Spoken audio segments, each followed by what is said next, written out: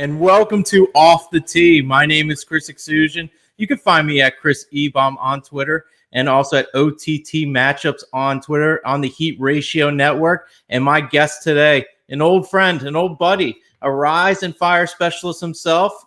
We used to do a show Rise and Fire together. I had to have him come back to break down this tournament here and so much more. Rise and Fire Bill on Twitter, my boy Bill Salmone. How you doing? Yes. I'm so glad you finally invited me to come on, man. I'm doing good. I'm golfing a lot. So nice to meet you as well. I wanted to get into that a little bit as well. I have a new weapon now in the bag. I'm driving the ball better now, so it's I got the big stick has been working out for me. Yeah, I went and played a scramble with my buddy Pete Wagner, who talks to you on Twitter, and I couldn't really do anything with the irons, but the drives, straight, little bit of a fade, beautiful. It was perfect. We used a lot of my drives, so I liked it a lot. My putting's getting a lot better.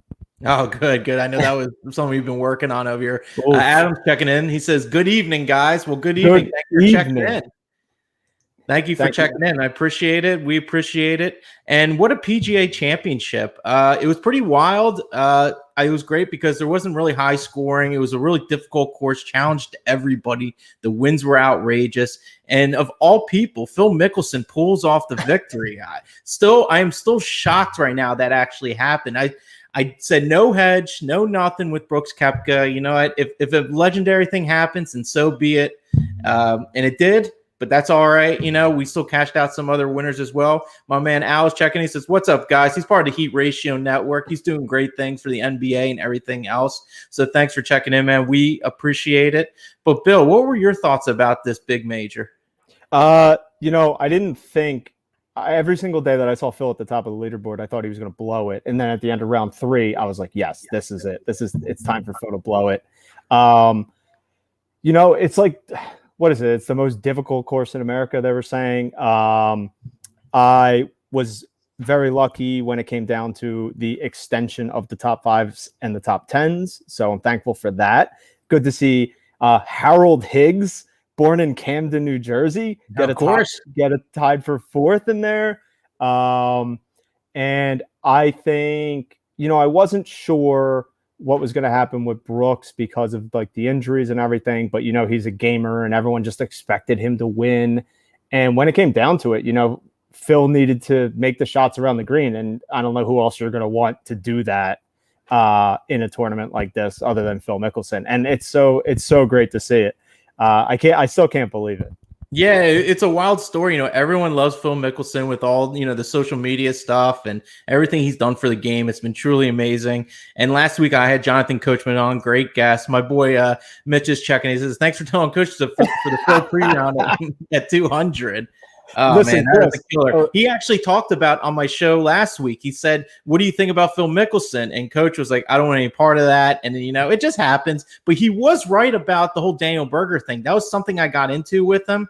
I was pretty high on Daniel Berger last week. And unfortunately, the wind did play a factor with his cut shot and everything. And he did say that. And that was some really good insight. I still kind of rode with it, but it was all right.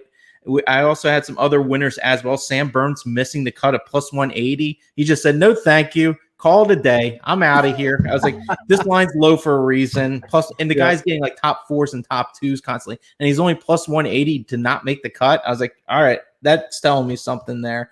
And then as far as the top 30s and 20s, 2 for 2 for the top 30s. Charlie Hoffman plus 360. Answer for even money. Answer went on a monster tear that last round, -7 to make that happen. I'm appreciative of that because Answer sometimes hasn't fared well with me with my bets before. So it's good to see that. And for top 20, Shane Lowry plus 3.5. And then Patrick Reed came out strong, plus 138 towards the end. And finally, Paul Casey plus 5.5 for top 10. That was a huge, huge payout there. So good with that. And finally, Will Zalatoris minus 114 versus Corey Connors. We didn't hit that winner, but we had some winners besides that. So it ended up being a good week. Yeah, so I also had Abraham Answer up and down the board because he's playing so well. I did get him. Luckily he snuck in. He got me the plus 250 for top 10. And the guys that really saved me, were I had Zalatoris 3-1. I had Paul Casey 7-1 to top 5, and I had Shane Lowry plus 12. Shane Lowry 12-1 to top 5, which was incredible. Zalatoris top 20. I sprayed the board. And my final matchup, which I laid a ton on, was I had Louis Oosthuizen to beat Kevin Streelman in the final round at minus 130. When it comes to majors, it has a funny way of showing you who the best of the best are. Mm-hmm. I still believe that like a lot of these guys really don't care about some of the other tournaments. They've made so much money in their careers. They want the majors, and that's like the Brooks Koepka model. Louis Oosthuizen is one of these guys. I don't know how many times I have to say it and always go against my word. Top 10, top 5 Louis Oosthuizen in any major has to be automatic. He's just constantly up there. He's so good. I believe he leads the tour in putting, is what they said. Mm-hmm. One thing about Mickelson that I wanted to just throw out there that I did throw out on Twitter was that he had this interview on ESPN after the tournament, and he said, I'm not a gambling man. And I know for a fact from a tour caddy that I used to deal to at Parks, and he said that something happened with Mickelson, and maybe Callaway paid 7 figures of some sort of gambling debt. But it's good to know that Phil's on our side, and I should have bet. I should have probably taken that 200-1. Thanks, Coach. Yeah, I know, absolutely. Well, you know what? That's here nor there. What was kind of shocking about the whole tournament, which was a big kind of story, Rickie Fowler, a guy that wasn't even supposed to be in this tournament, he got an exemption of sorts just because the PGA just really wanted him there. I thought that was outrageous. But you know what? He took advantage of it, played really well at a tough course. He ended up finishing -1, and I believe that got him right in the top 10. So kudos to him. Do you think this is something he can maintain, or is this just like a flash in the pan, you think?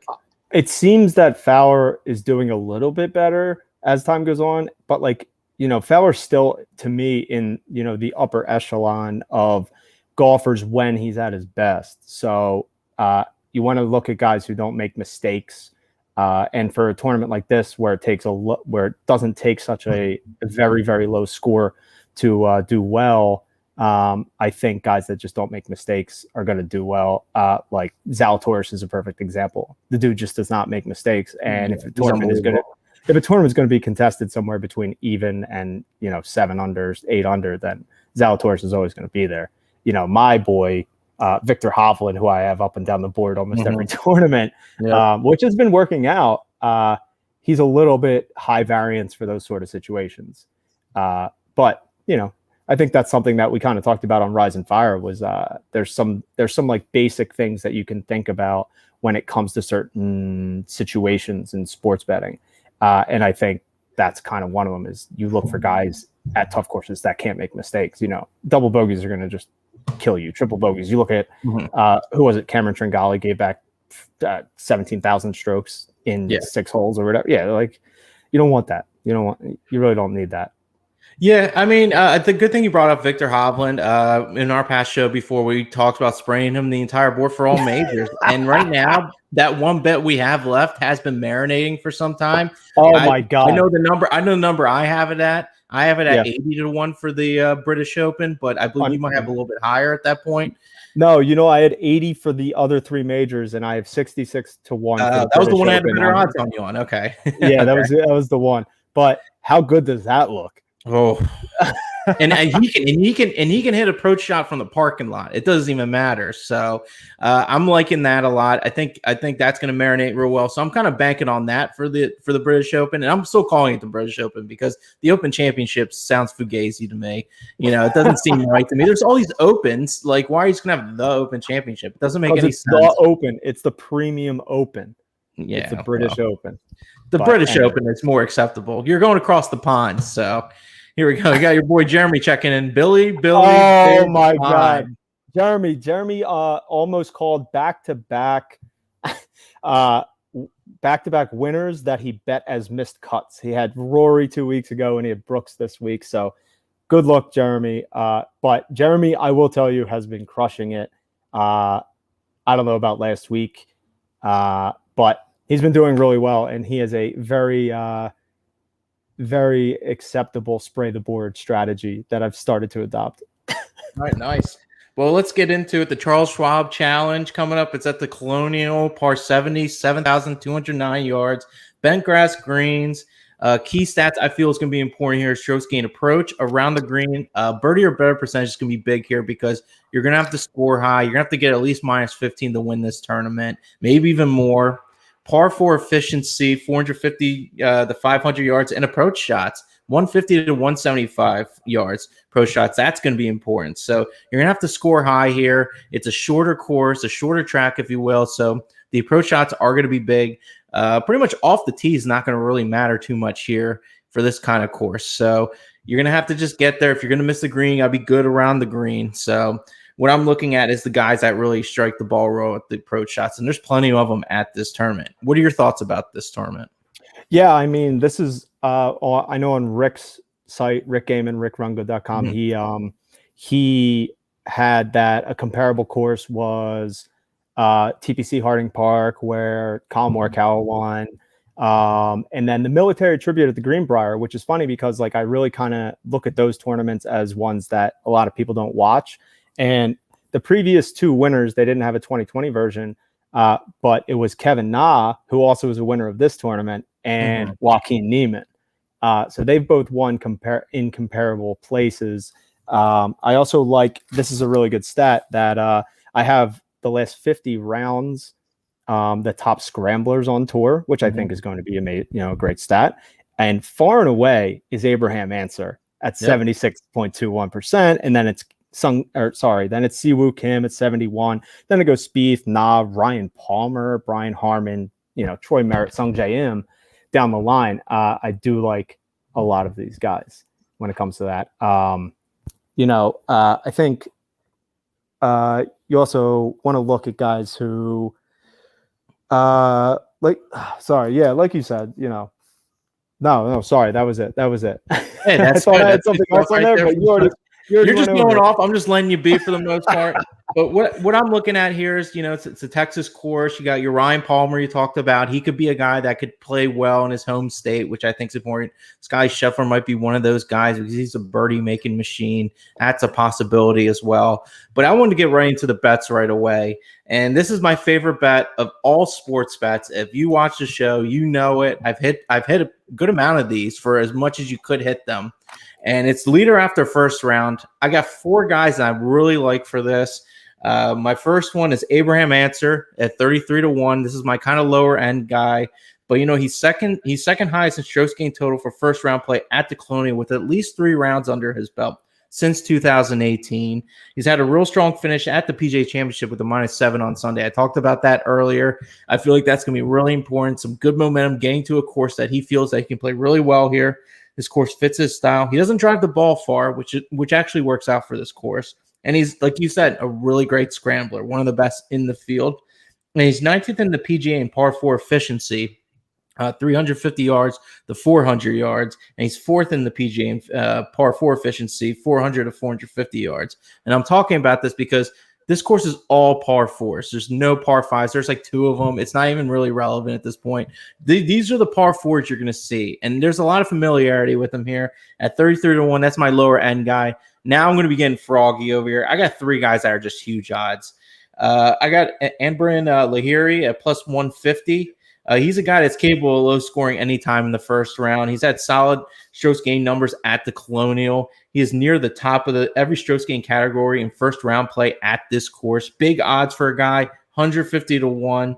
9 out of his last 15 first rounds have been in the positives in strokes gained total. And his strong suit's around the green. And like you said, Bill, that's going to be important to be really good around the green. And that's what he does best at the end of the day. And the next guy I'm looking at, 150 to 1, Peter Malnati, Mr. Buckethead himself. He's the guy that only plays good in the first round, and that's pretty much it. I don't want to lose out on him here. He's a ball striking machine, and he makes a lot of birdies as well. He's 8th in birdie average in the field this year. The course is made for ball striking. Off the tee won't matter for him, so that weak side won't even like make a factor there. And if I can get him at 150 to 1 at a guy that has led in the first round before, way back, he hasn't had the better form that he has had, but this kind of course fits all his needs here. So at 150 to 1, I really like him. And Finally, Rory Sabatini, 100-1. Oh, yes. In the field, in first round of Colonial course. He's had good success at this course. He's 7th in the field, strokes gained tee to green, and 2nd strokes gained around the green in the first round here. So he's number 1 around the green in the first round at the Colonial. He feels real comfortable here. He knows how to play well here, and it can definitely translate to a first round leader. So I got Abraham Ancer, 33-1, Lahiri, 150-1, Peter Malnati, 150-1, and Rory Sabatini, 100-1. Your thoughts, Bill? I completely agree with Rory Sabatini, and this is a guy that I was kind of alluding to prior to us going live, was Rory Sabatini's last 3 events at the Colonial. He has a T14, T6, and a T20. So he definitely knows how to play well here. I don't know. He really stinks right now. So I don't know. I'm hoping that maybe he can put one round together. You said you got him at 100-1, or that's what he's listed right now? Yeah, 100-1 right now. I have him at so. Because I did get my odds are off because I was doing the research a few hours ago, and then they seem to have updated around 8 o'clock. So I may have different odds or differing odds. I do like Rory Sabatini. There are a couple other guys, if you'd like me to get into that I really like. Yeah, absolutely. So the guy who's 4th on the list of strokes gained total at this course in the last 50 rounds, or 5 tournaments, I believe, is Brian Harman, who has a T23, T31, T14, T7, and a T25. I think I saw him at 45-1 to lead after the first round. You could always go with the Corey Connors. He seems to play really well in the first round. He's 35-1. He's coming 19th, 31st, and 8th in the 3 times he's played this tournament. One guy that is really interesting to me is Peter Uihlein. He's played this tournament twice. He has a T14 and a T13. I believe he is currently hold on, I really apologize. Right, he is 100-1. Those are the kind of things that I want to see. So I'm just looking at guys who play well at this course, and hopefully they can put one round together. Yeah, and I think that's I think that's important anyway to talk about, because there's some guys that just play well in the first round. You don't need this guy to put together 3-4 rounds. It's just one round. Some guys just are more free swinging than the other guys. And I think it's important for some of these guys that are in these high odds that they would have a comfortability at this course. And I think that's important. Even like an Ancer, who I have kind of low at 33-1, he absolutely crushed Sunday. I think he probably had the best round the entire Sunday. And now he's going to a course where he is pretty much close to being a favorite here. And when I haven't been too successful with Ancer, but I think here is a good spot. But even like a Lahiri is kind of sneaky, because he's a guy that you've seen on top of the leaderboards during day one. So I think that's important as well. We got our guy, Kevin Lau, checking in. Oh, hello there, friend. Oh, my God. Thanks for checking in, buddy. From all the way from the West Coast over there. I actually was supposed to go to Santa Monica this weekend, and for some reason I chose not to. Yeah, that sounds silly. Probably a horrible choice on my part. So I wanted to get into our next bets as well. Top 20. I'm looking at 2 guys I really like. I went 2 for 2 at my top 20s last go around. Cameron Tringali, 2-1. He's 3rd in the field in his last 24 rounds in strokes gained around the green. He's had a 3rd and a 9th here. And when making the cut, he's locked in for a really top spot. He's had a couple of cuts, but besides that, he's placed really well at his last event. So I really like Tringali to have a good bounce back here. And Charlie Hoffman plus 175. No one has been playing better than Charlie Hoffman right now. His approach game has been better than Justin Thomas at this point, which has been crazy sick. And he just hasn't been able to do anything wrong. Yeah, he lost to Jordan Spieth over at that one tournament. That is what it is. But you know what? Charlie Hoffman has been an absolute machine this year, and I think he's a lock for top 20 plus 175. I know these aren't huge payouts, but guess what? A win is a win, and it's going to help you in the long run. Yeah, I agree completely with Charlie Hoffman. That was a guy that I've starred on my list along with Brian Harman at plus 138, I believe he is. if you want to continue on like the Sabatini or Uline train, which I don't know if Uline can make a top 20. I want to see if maybe top 30s or 40s open up. They But will. Sabatini right now is plus 880 to top. Sorry, he is plus 400 to top 20, and Uline is plus 500 to top 20. So those are some interesting things. I also know Justin Rose has a really good history at this course. He's plus 138 to top 20, but I don't even know if I can trust Justin Rose ever. I just don't understand this guy. I think I hate his guts, but I'm not sure. So I think I'll probably just stay off him, or I'll just bet him up and down the board. Yeah, so my buddy Mitch is checking. He said, thoughts on Ian Poulter, short hitter, great irons and putter. If you want to get into Ian Poulter right now, you want to start that off? I know I kind of had an idea about Ian Poulter last week when it came down to it being this sort of pseudo links course at the Ocean course, and I thought that it would be a good choice to take somebody from Europe who had a long history with playing these kinds of courses, and he made a good run, I think, on day 2 or day 3. But yeah, I mean, I don't know, like, why? I mean, if you're gonna get good odds and you really like a guy, I would say just go for it. To be honest with you, it looked like he had flashes of something was working last week. I like Poulter. Some people don't like Poulter, but I think he's a viable option in this situation. No, absolutely. I mean, he had that good go around in the match play where he was playing really well. He's kind of a guy that people have been sleeping on for the most part. I'm trying to bring up his stats right now real quick. See if I can get you a little bit better breakdown here.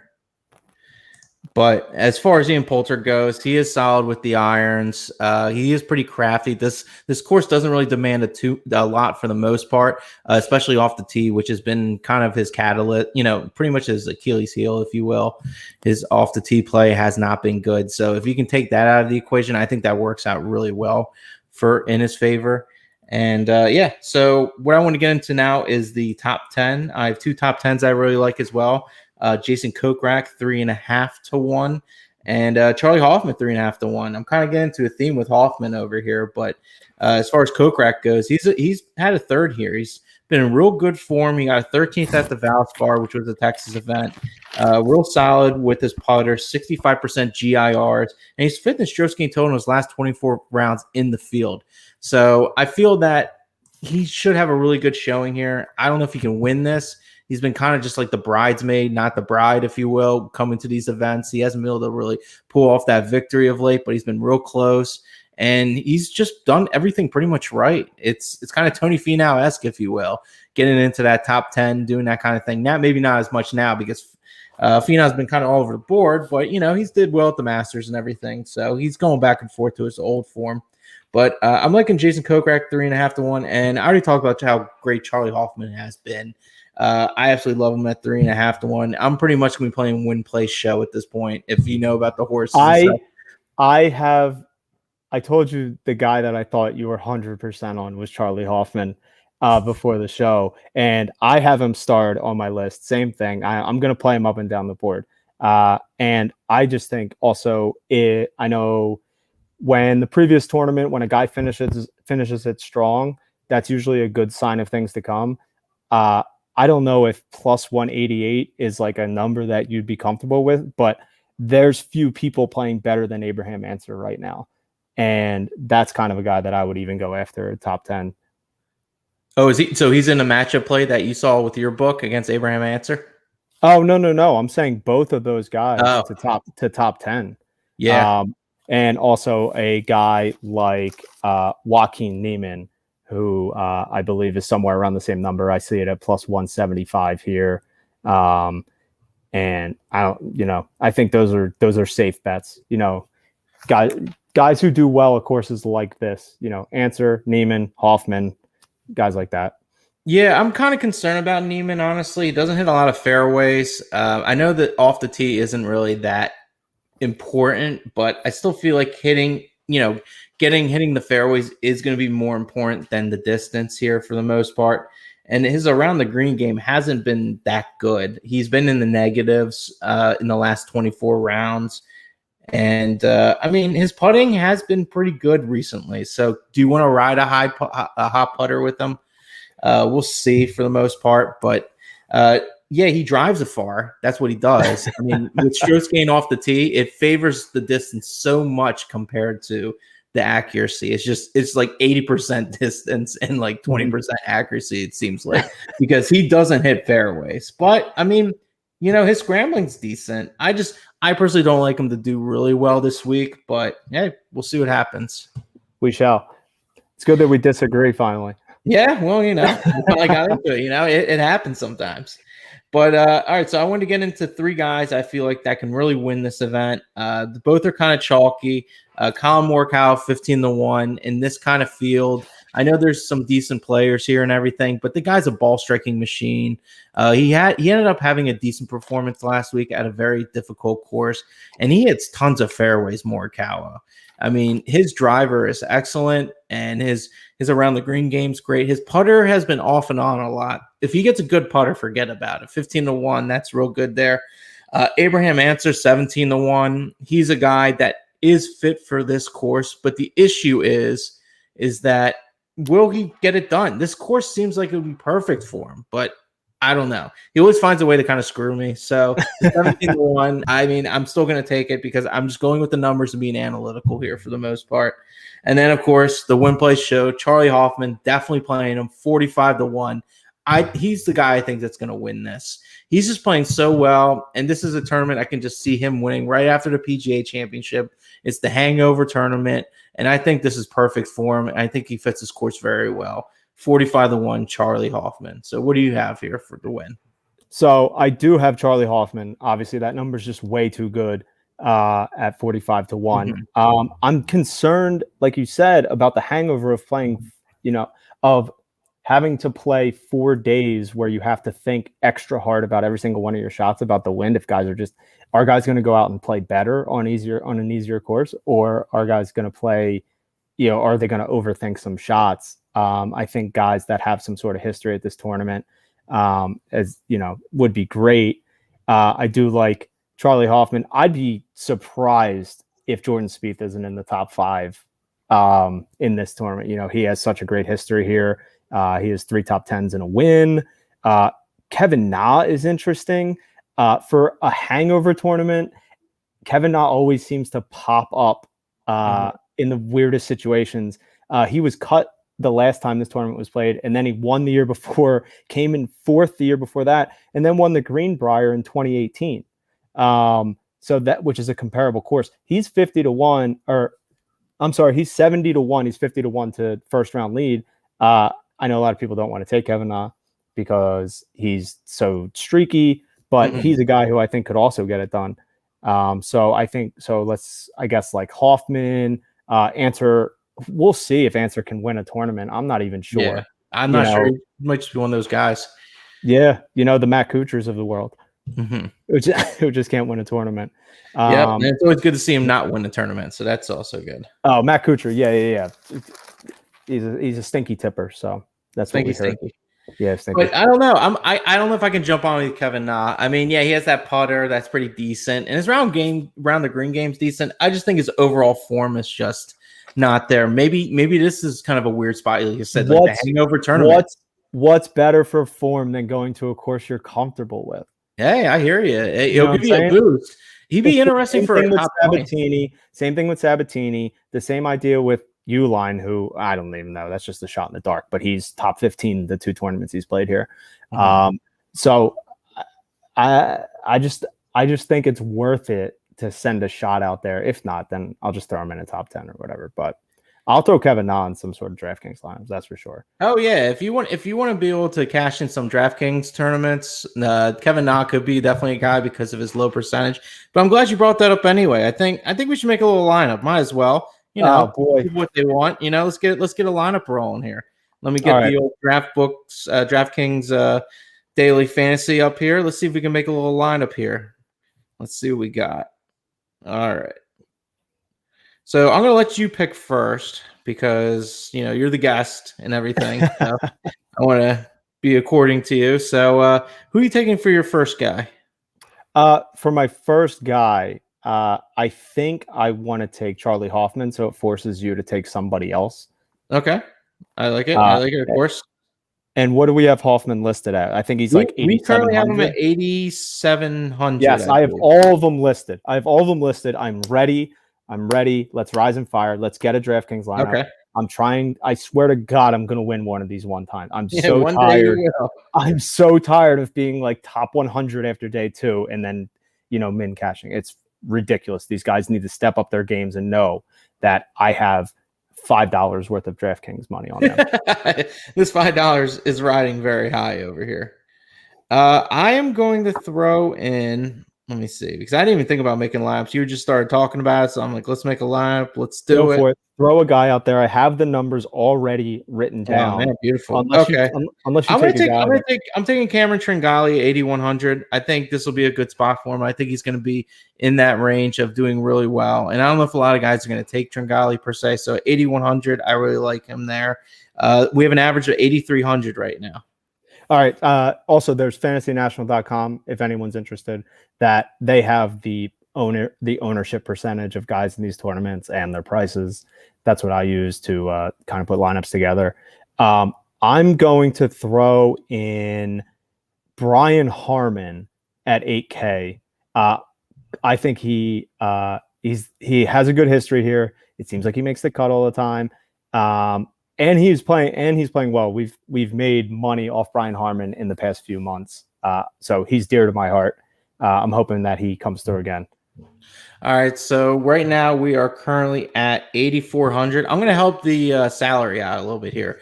I'm taking someone I usually don't take, but I think he's actually going to play well here, believe it or not. I just think he fits the course well. I'm taking Matt Kuchar, 7,600. I think he's going to actually play well here. I think it might actually work out for him. I think he's going to make a little bit more noise. So we have 2 spots left, 8,800. So what do we got here? I'm going to ruin the salary real quick. And I'm going to take Colin Morikawa at this course. Okay, nice. I thought about Answer, but I think Morikawa has a better chance of finishing in a higher position. And he came in second last year. I believe it was a playoff against Daniel Berger. Mm-hmm. So when you need a guy who's going to strike irons, I mean, who else do you want? Yeah, he's one of the best. He's locked in, and he's definitely a guy that should do really well here. So I have 7,100 left, and you know what? I'm going to throw him in here, Bill, because you like him. I like him. Rory Sabatini, 7,100. He has a good history at this course. He has, a 14th, a 6th, and a 20th in his last 3 tournaments here. I know he's been playing like poop. But I'm hoping that, it's not like he's had to work very hard in the last few months. So maybe a course that he's comfortable with, same idea, come and get us that DraftKings money. Absolutely. So the lineup is over here: Charlie Hoffman, Cameron Tringali, Brian Harman, Matt Kuchar, Colin Morikawa, Roy Sabatini. We used all the salary up. I'm not that crazy about that. It's kind of like the worst sign. But you know what? I saw Roy Sabatini. I had to take him. So there you go. Yeah. That's what's going to happen in here. I mean, especially in like a DraftKings situation, if Sabatini does hit like he possibly could, then it's such a good pick. I mean, you got to just go for its high variance play. It's DraftKings. Yep. We got a lot of high variance guys here. Take a bunch of guys who no one likes, and because that goatees usually don't look so great. Brooks, maybe if he shaved that, he might have won. But Sabatini, the Slovenian, I think he's Slovakian, something like that. Some slow. Yeah, I think he's Slovenian. I think like Luka Doncic. I think he's Slovenian. Yeah, but for some reason he plays well in Texas. All right, and speaking of Texas, my boy Mitch Flat checking in. Is Munoz a value in Texas? He plays best in the state. I definitely think so. I believe him. I have to say he is. I had PGA Tout on my show a couple weeks ago. He's a big Sebastian Munoz guy. He's like an automatic first-round leader play for him. He is from the Mean Green, North Texas. So he went to North Texas? Mean Green player. And there's no college football team that I have made more money off of in my entire life than the North Texas Mean Green, one of my favorite schools of all time. So, Mitch, I love it. I think he's a good play. I think he'll play real solid here. He always plays well in Texas. I definitely think he's worth a flyer for sure. Yeah, he's always such good value. That's why I always went after him. He never seemed to hit when I wanted him to, but those earlier tournaments in the season, he usually does really well. So I bet a lot of that has to do with the winter early spring events, that end up getting hosted in warmer climates with a smaller field or, the weaker fields. That probably works out. But Sebastian Munoz, be prepared for the +8 on day one. And I also want to talk about we don't have the odds for it, unfortunately, right now, but it's a bet I typically like to take. Who do you think would miss the cut here this week? Who's going to miss the cut this week? Yeah, who's missing the cut this week? Oh, geez. Let me see. Who? You know what? I actually have this. Hold on one second. I have the tournament history here. And if I scroll all the way to the bottom on strokes gained, I will tell you that it looks like Siwoo Kim could miss the cut here. He's missed the cut in 4 of the last 5 events here. Carlos Ortiz could miss the cut. He's a Texas player too. He plays pretty well in Texas. I think he's part of the Mean Green party. He's never made the cut at this event. He's 0 for 2. Wow, okay. He's 0 for 2. So we'll see what happens. I wouldn't be surprised if somebody like Kevin Streelman missed the cut. He's not a guy I really like. I would look if you want to look at just a general idea of who could miss the cut. I would look at guys who really had to pour their hearts out on the last 2 days at the PGA Championship.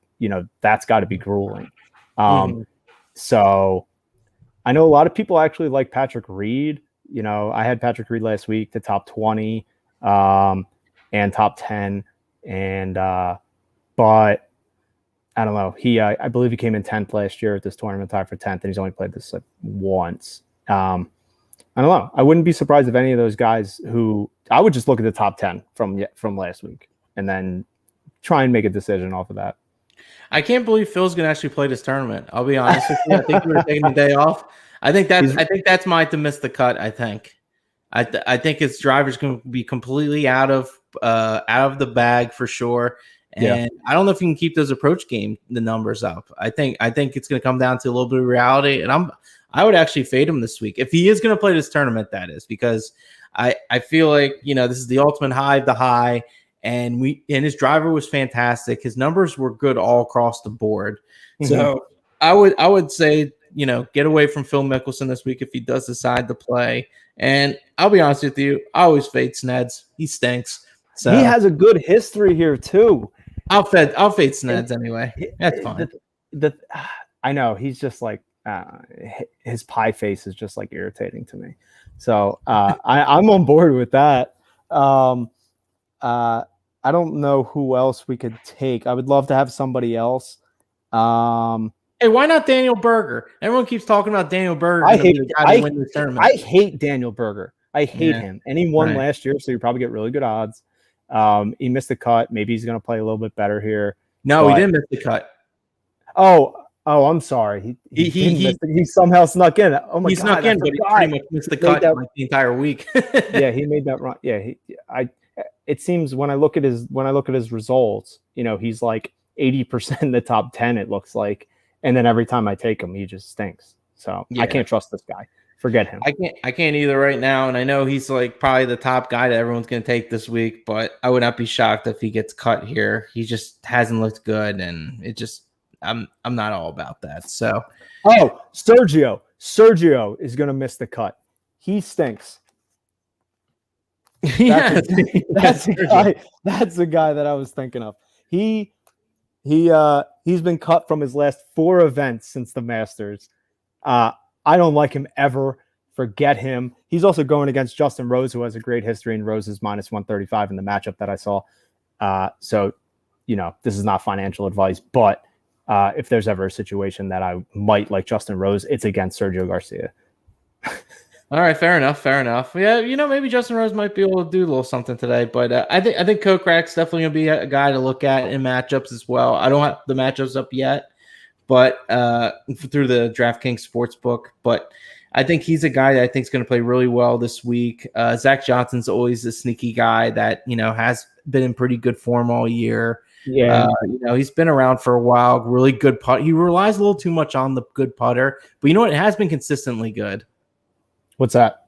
The putter for Zach Johnson. Oh, yeah. It has been pretty solid. So, I mean, he keeps it going still. I think like a Jonathan Vegas, he could be a guy that relies too much on the driver. I think that might be an issue for him at this course. I know his history is not too bad here with first rounds, but besides that, it might not be as good.